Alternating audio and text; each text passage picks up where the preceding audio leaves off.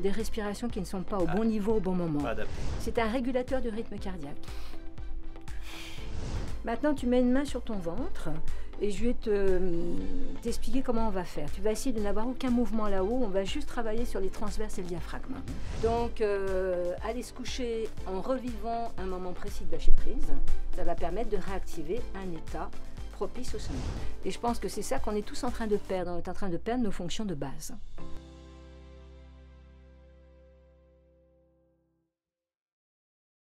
Bonjour, je suis Caroline Rome, sophrologue, spécialisée dans la vigilance et le sommeil. Je suis attachée au Centre du sommeil de l'Hôtel-Dieu à Paris. Et là, je vais vous proposer des pratiques pour la gestion des rythmes veille-sommeil. Et je vous présente le Dr François Duforest, médecin du sommeil, et qui va être mon binôme pour montrer justement la pertinence de ces exercices. François, je vais te proposer une technique respiratoire que je privilégie énormément, qui permet de réguler le niveau de stress, que tu connais peut-être parce que c'est employé par pas mal de sportifs de haut niveau. C'est la fameuse respiration au carré. Quand on sait que le 3/4 des insomnies sont liées au trop de pression de ce monde en ébullition, c'est quand même pas mal de le gérer mieux dans la journée pour arriver à un niveau acceptable de stress le soir et pouvoir abaisser les résistances. Ça s'appelle respiration au carré parce que c'est une technique avec 4 phases égales comme les 4 côtés égaux d'un carré. Il y a un temps d'inspiration, un temps de rétention poumon plein, un temps d'expiration, un temps de rétention poumon vide. C'est un régulateur du rythme cardiaque qui permet de garder la main, la maîtrise, l'alignement corporel et psychique. Et c'est facile d'emploi parce qu'il suffit de faire 4-5 arrêts pour que, au niveau du rythme cardiaque, il y ait ce maintien qui permet d'être au bon niveau au bon moment. Alors, ce que tu me proposes, c'est de le faire plusieurs fois de suite. Je te dis d'abord que tu te cales sur le rythme de l'instant. Donc quand là, on est à un rythme moyen, si tu as besoin de te concentrer, de rassembler tes idées, de parler en public, tu vas te mettre sur ton temps d'inspire, qui là devrait être, je pense. Et comme le corps est intelligent, il sait quel niveau. Essaie de voir ton temps d'inspire naturel. Sans forcer. C'est ça. Voilà. Essaye maintenant de vider la même quantité le même temps. Voilà. De nouveau, inspire. Tu vides le même temps. Maintenant, on va rajouter les temps d'arrêt. Inspire. Bloc, expire, bloc, inspire, bloc, expire, bloc, inspire, bloc, expire. Voilà. Quand tu as fait ça, tu as bien irrigué ton cerveau. Tes synapses sont bien branchées. Au niveau de la mémoire, tu peux même réactiver quelque chose que tu as du mal à te rappeler. Maintenant, cette technique-là, quand tu montes en pression, challenge, avant une compétition, charge mentale, danger, angoisse, ce qui peut arriver quand on est insomniaque, ton rythme cardiaque va s'accélérer, ta respiration va monter, tu te cales sur le temps d'inspire toujours. Ça va être un petit carré rapide qui va te permettre de rester au bon niveau pour gérer, garder la main et pas partir en vrille. Et tu vas garder ce rythme. Calé sur ton, donc plus ou moins selon ton vécu. Si tu es vraiment à 2 doigts de partir en vrille, ça va être très rapide et petit. Si c'est juste avant de prendre la parole où tu es habitué, c'est évident que ton corps se mobilise pour gérer et ça va être un carré un peu moins rapide. Donc on va le faire sur ce rythme-là. Pour t'habituer. Donc j'inspire. Pareil. Rétention. Pareil. Et pareil, mais plus rapide. Voilà, mais 4 temps égaux. Les temps de rétention sont les mêmes que le temps d'inspire et le temps d'expire. Un carré. Ça marche. J'y vais.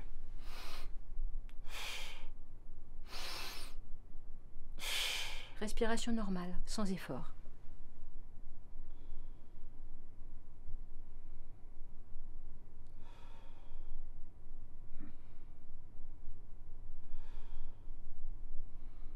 Attention, là, tu as partenu en bas. Il faut que les 4 temps soient égaux et le maintenir. D'accord, donc celui après l'expiration. Ça veut dire que là, tu as gardé la main. Et si jamais, par exemple, tu étais en colère contre quelqu'un, eh bien, au lieu de te retenir ou tu risques d'éclater, tu vas juste faire ça pour garder le bon tempo, pour gérer et pas dire des choses que tu pourrais regretter. C'est de passer d'un état à un autre. Oui, tout à fait.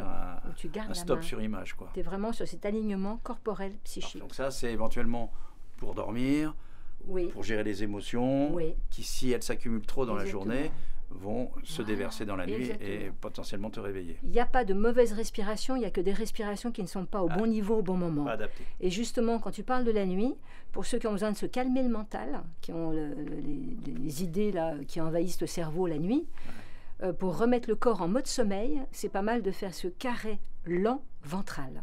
D'accord. Ce qui va beaucoup oxygéner, c'est des techniques que emploient les apnéistes pour ralentir les fonctions vitales. Et donc, ça va permettre d'alléger, puisque c'est très oxygénant. Et donc, ça va permettre de canaliser, d'apaiser. Donc, en respiration abdominale. Oui, très lent, un énorme carré.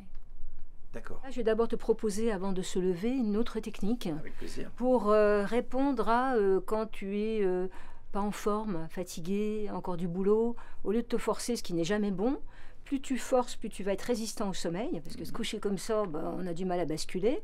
Donc, c'est de la relaxation dynamique qui se fait... Alors là, j'aime beaucoup parce que c'est rapide et ça permet de garder cette pression dont on a besoin, mais de laisser échapper le trop par la petite soupape de sécurité et de pouvoir justement conserver cette forme sans forcer. Donc là, c'est des techniques qui se font en rétention d'oxygène.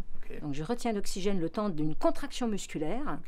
Et après, ça va permettre, quand je vais souffler, de libérer ces bulles d'oxygène véhiculées par le sang qui vont aller dynamiser, ouvrir, desserrer le corps, oxygéner, ventiler, irriguer. Voilà. Donc là, je te montre. Hein, je fais d'abord souffler parce que je trouve que c'est plus tonifiant au niveau du diaphragme. Je retiens, je bloque et... tout, le visage, et surtout le visage, il y a beaucoup de tension là au niveau des yeux, de tout. Donc vraiment, je mobilise un maximum mes muscles. Épaules basses, le temps confortable pour toi, et dès que tu as besoin de souffler, tu relâches et tu souffles. Et là, tu sais, tu peux le faire 1, 2, 3 fois, parce que 3 fois, ça a été prouvé, hein, tu connais, c'est l'empreinte mnésique, la mémoire. Donc après, quand tu recommences, tu réactives du connu qui est reconnu, et c'est plus vertueux. Et c'est vraiment ça. Tout contracté. Et tu fais une posture vraiment fond de siège, hein, pour avoir le bas du dos bien collé, pas tirer sur tes lombaires, pour que ce soit confortable. Ok. Ça marche. Et les pieds flex, ce qui est très très bon pour la circulation de retour. Oui, c'est vrai. Je souffle. Inspiration, rétention, et on y va. Et après, on y va. Et là, tu peux fermer tes yeux pour être vraiment concentré. Allez. Voilà. Et voilà. Tension, rétention, intention. Et tu relâches tout.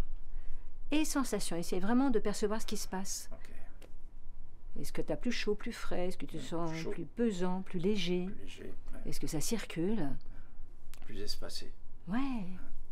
Une deuxième fois. Oui. Ok. La lourdeur, la légèreté, l'espace, et puis la température. Ok, je le refais encore une fois. Hein. Tu souffles, inspires, tu retiens. Tension, rétention, intention. Le temps qui est confortable pour toi. Voilà. Et sensation. Voilà, tes points d'appui. Voilà. Top. Et comment tu te sens là? On lâche les tensions. Et tu vois, quand tu fais ça dans la journée, quand il y a vraiment cette pression, que tu te sens tendu, verrouillé, eh bien, le soir, tu abordes le sommeil avec moins de résistance. C'est plus facile de se caler, de lâcher. Voilà. François, je vais te proposer maintenant une pratique de respiration abdominale. Allons-y. Dans ce monde en ébullition, on est pratiquement tous en thoracique dans la journée tout le temps, alors que c'est adapté quand on fait du sport, quand on est en danger, quand il y a du challenge. Mais en dehors de ça, non, parce que c'est plus d'inspiration que d'expiration. C'est pour ça qu'on doit, dans la journée, pratiquer cette respiration abdominale qu'on a oubliée, pour la retrouver la nuit, parce que c'est celle du sommeil et du repos qui permet de ralentir le rythme cardiaque. Respiration automatique, hein, exactement. Que font les bébés. Eh bien voilà. Donc pour le rappeler, vu qu'il y a beaucoup de pression, il vaut mieux le faire 5 à 10 fois par jour, 3-4 respirations conscientes. Quand je dis consciente, c'est toujours cet accueil des sensations qui fait qu'il y a une mémoire qu'on va réactiver à chaque fois qu'on va pratiquer et qui permet après d'avoir un conditionnement vertueux. Et si on fait ça pour s'endormir, évidemment, on améliorera la latence d'endormissement. Mais une fois endormi, si ça n'a pas été vécu quelquefois dans la journée, le cerveau va se dire « Tiens, toute la journée, cette personne était en thoracique, on remonte un peu plus haut. » Donc pour le maintien du sommeil, c'est important de le pratiquer le jour. Alors d'abord cette posture, on a tendance à tous être comme ça au garde à vous, alors que la posture est importante. C'est vraiment de déverrouiller tes genoux et d'avoir cette petite bascule du bassin. Voilà. Ça, cette posture-là, elle permet d'avoir le buste calé sur son socle, le bassin, et ça donne comme message à ton cerveau, t'es cool. Quand même pas mal quand tu attends pour traverser une rue, un ascenseur, tu papotes avec quelqu'un. Si plusieurs fois dans la journée, ton cerveau a comme message que t'es cool, le soir, ton niveau de cortisol sera plus bas. Maintenant, tu mets une main sur ton ventre et je vais t'expliquer comment on va faire. Tu vas essayer de n'avoir aucun mouvement là-haut. On va juste travailler sur les transverses et le diaphragme. Donc, on va rester en bas. Tu vas imaginer que là, tu as un petit ballon que tu vas gonfler sous l'inspiration, même si c'est à peine, on s'en fiche. L'effort va être à faire quand tu vas souffler, dans un premier temps pour apprendre par la bouche, mais après tout est mieux par le nez, parce qu'on est programmé respiration nasale et pas nasobuccale. Il y a plus de pression, ce qui est mieux quand on fait tout par le nez. Et tu vas souffler par la bouche un tout petit filet d'air long et continu, en accentuant la bascule du bassin, ce qui est très très bon au niveau des maux de dos, en accentuant avec la bascule du bassin, et on va en faire 3-4, et la dernière on la fera d'une certaine manière pour raviver les neurotransmetteurs qui soient vraiment, qui réactivent cette respiration oubliée, d'accord? Que ça devienne réflexe, comme c'était auparavant. D'accord. On y va? Allez. Donc lâche bien le haut, voilà, concentre-toi là, inspiration par le nez, le ventre se dilate, la main est repoussée. Et maintenant tu vides le mouvement inverse et t'imagines que ton nombril va rejoindre ta colonne vertébrale. Voilà. De nouveau sous la main, tu gonfles. Et de nouveau le sens inverse, tu vides doucement, lentement, profondément, tranquillement. Le nombril essaie de rejoindre la colonne. Il ne va pas y arriver, mais il essaye. Troisième fois. Et de nouveau le sens inverse, tout doux, lentement, sûrement, profondément. Parfait. Une dernière, t'inspires, le ventre se dilate. Tu souffles jusqu'au bout maintenant et quand tu auras tout soufflé, tu ne vas rien faire. Tu vas suspendre, ne pas retenir mais laisser faire comme un réflexe. Et là tu laisseras monter, mais ça montera avec l'ouverture au niveau du thorax. Voilà, là il y a l'ouverture avec tout les poumons qui se dilatent, les côtes qui se soulèvent. Là c'est une respiration pleine. Voilà, au lieu de faire comme ceux qui sont en thoracique tout le temps. Et là vraiment, là tu rappelles quelque chose qui est vraiment adapté quand on dort. Maintenant essaie de capter ce qui se passe. Parce que là il y a des sensations, il y a eu un mouvement interne. Qu'est-ce que tu sens? Force en bas. Oui, ancrage. Ancrage. Ouais. Et puis, une sensation de légèreté. Oui. Force en bas et légèreté en haut. Ok. Est-ce que tu as plus chaud, plus frais? Oui. Fraîcheur, Fraîcheur plus haut et chaleur plus bas. Donc fraîcheur, c'est vraiment la ventilation par les pores de la peau, ce qui est intéressant pour les femmes qui ont ces bouffées de chaleur. La première chose à faire. Est-ce que tu sens que ça circule? On rejoint les notions d'énergie qu'on a dans les arts martiaux. Oui. Le ki. Ça, c'est vraiment au niveau ventral que ça se passe. Le centre. Est-ce que tu as des perceptions particulières au bout de tes doigts, la pulpe de tes doigts? Oui. Je sens le sang qui circule. Voilà, tu pourrais presque sentir des petites fourmis, des picotements. C'est ce qu'on a. Oui, c'est ce que tu as. Ce sont les bulles d'oxygène véhiculées par le sang qui vont jusqu'aux extrémités. Là, tu as ton carburant qui circule. Donc ton corps se dessert. Ça fonctionne. Okay. Ça circule. Parfait. Voilà, et ça tu peux le faire aussi également assis, mais c'est mieux debout pour les personnes qui n'ont pas encore tous ces transverses très toniques. On active plus les chaînes musculaires. François, je vais te proposer maintenant une pratique pour mettre en place au moment de l'endormissement. Okay. Pour te défocaliser du vouloir dormir. Okay. Plus tu crains de ne pas dormir, plus tu veux dormir, moins tu dormiras. Donc, ce qu'il faut vraiment optimiser, c'est un état de lâcher prise. D'accord. Donc, facile à dire, pas facile à faire. Okay. Et là, je vais te proposer une pratique qui te permet de réactiver un état de lâcher prise. Donc, cet état de lâcher prise, c'est un moment où il n'y a pas de peur, pas de crainte, un moment vécu complètement, sensoriellement, psychiquement, corporellement. Ok, parfait. Donc, aller se coucher en revivant un moment précis de lâcher prise, ça va permettre de réactiver un état propice au sommeil. Un moment précis de quelque chose où tu as complètement été là. Toi qui es sportif, par exemple, ça peut être un moment de victoire, ça peut être un paysage fabuleux que tu as vu, ça peut être à fond la caisse sur une planche. Une promenade dans la forêt. Une promenade dans la forêt très sensorielle. C'est un peu, moi j'appelle ça la Madeleine de Proust. C'est réactiver un état par cette mémoire sensorielle, puisque la mémoire est sensorielle à 75-80%. Donc tu vas prendre ta posture de sommeil, celle que tu privilégies, qui est le plus confortable pour toi, que tu as l'habitude de prendre. Donc prends le temps vraiment pour prendre conscience de tes points d'appui, retrouver vraiment tous tes ancrages. Et quand tu as trouvé ta posture que tu privilégies, t'allonges juste le temps où tu souffles pour te poser, pour te déposer. Essaie vraiment d'être dans la non-résistance, avec presque la sensation de t'enfoncer dans ton matelas. Voilà. Et puis maintenant, je te propose de trouver justement ce moment de lâcher prise. Ça doit être un vécu précis. Et quand tu l'as, tu me fais un petit signe avec ta main. Voilà. Et je te propose maintenant de revivre ce moment vécu à l'aide de tes 5 sens. Tout d'abord, active ta vue et regarde le lieu où tu es.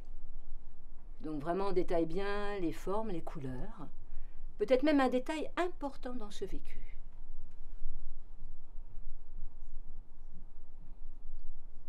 Réactive maintenant tout ce qui est de l'ordre de l'olfactif, même peut-être gustatif selon le vécu choisi. Donc essaye de retrouver les senteurs, les odeurs du lieu où tu es dans ce vécu. Peut-être des saveurs ou des goûts. Maintenant tout ce qui est de l'ordre de l'ouïe, mémoire auditive, peut-être que ce vécu est dans un lieu silencieux, mais peut-être qu'il y a des sons comme des bruits de la nature, des voix ou de la musique. Réactive. Maintenant, tout ce qui est de l'ordre du tactile, du toucher. Peut-être que dans ce vécu, tu as des points de contact. Peut-être que tu as des sensations sur la peau, comme de l'air, de l'eau, du vent, de la fraîcheur ou de la chaleur.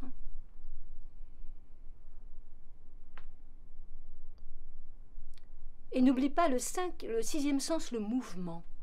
Peut-être que dans ce vécu, tu es statique, avec comme seul mouvement les tiens internes. Mais peut-être que tu es en déplacement plus ou moins rapide, avec des sensations d'équilibre, de déséquilibre, de vitesse, sensations musculaires. Et maintenant, d'une façon plus globale, comment te sens-tu dans ce vécu? Tout d'abord corporellement, avec tous les possibles, fatigué, en forme, excité. Comment tu te sens psychiquement? Sensation de liberté, d'ouverture. Et quel mot te vient pour illustrer ce moment vécu? Le premier mot qui te vient. Maintenant, tu fais un arrêt sur image, comme si tu prenais une photo de ce moment vécu. Et tu ranges cette image dans un coin de ta tête, tu la gardes. Tu pourras dans ton quotidien réactiver cette image avec le mot associé pour avoir une certaine mise à distance dans tes journées, et tu pourras au moment de l'endormissement, pour accéder au lâcher-prise propice au sommeil, revivre ce moment à l'aide de tes 5 sens. Voilà, et maintenant peut-être que tu dors, c'est le moment du sommeil.